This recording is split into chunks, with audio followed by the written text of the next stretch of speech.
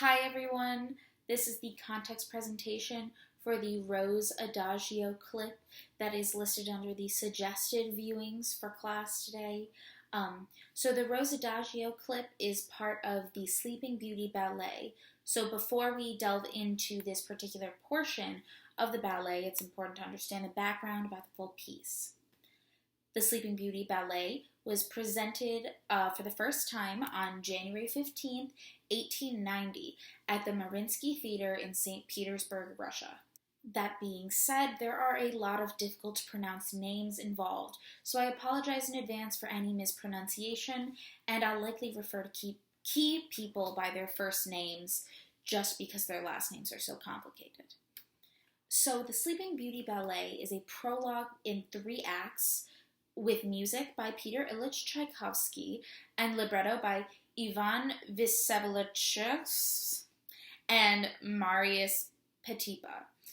Ivan also conceived the concept for the production, directed it, and costumed it, while Marius was also the choreographer. Other key designers were Heinrich Levote, Mikhail Bokharov, Ivan Andreev, Konstantin Ivanov, and Matvey Shishkov. The ballet is based on Charles Perrault's fairy tale of The Sleeping Beauty in the Wood, and further inspired by the Grimm brothers' fairy tale of Briar Rose. Aurora was originally danced by Carlotta Brianza, with Pavel Gert as her prince, and some other key dancers were Marie Petipa as the Lilac Fairy and Enrico Sicchetti as Carabosse. The first European production was produced in London on November 2nd of 1921, while the first U.S. production was produced in Philadelphia on February 12th of 1937. The Rose Adagio portion that we watched for class is considered one of the most famous solos from that piece. While it isn't technically a solo, since Aurora dances with 4 different suitors, Rose Adagio is often considered a solo because Aurora does most of the technically complex dancing and is the focus of the piece. According to the San Francisco Ballet, quote, "The choreography involves her performing the same steps with each gentleman, as if testing to see which one will be the best dance and life partner." A major highlight of a Rose Adagio is a sequence that occurs twice. Aurora balances on point, while a suitor spins her around in a full circle.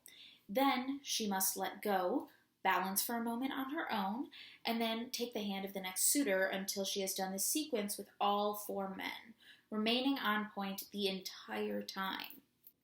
As this choreography was created in 1890, it's highly gendered, and it seems like Aurora is having her life choices made for her.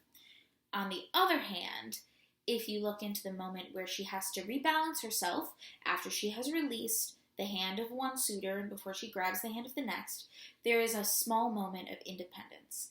The idea is that she's supposed to look like she is choosing to take each man's hand, not that she is forced into doing so.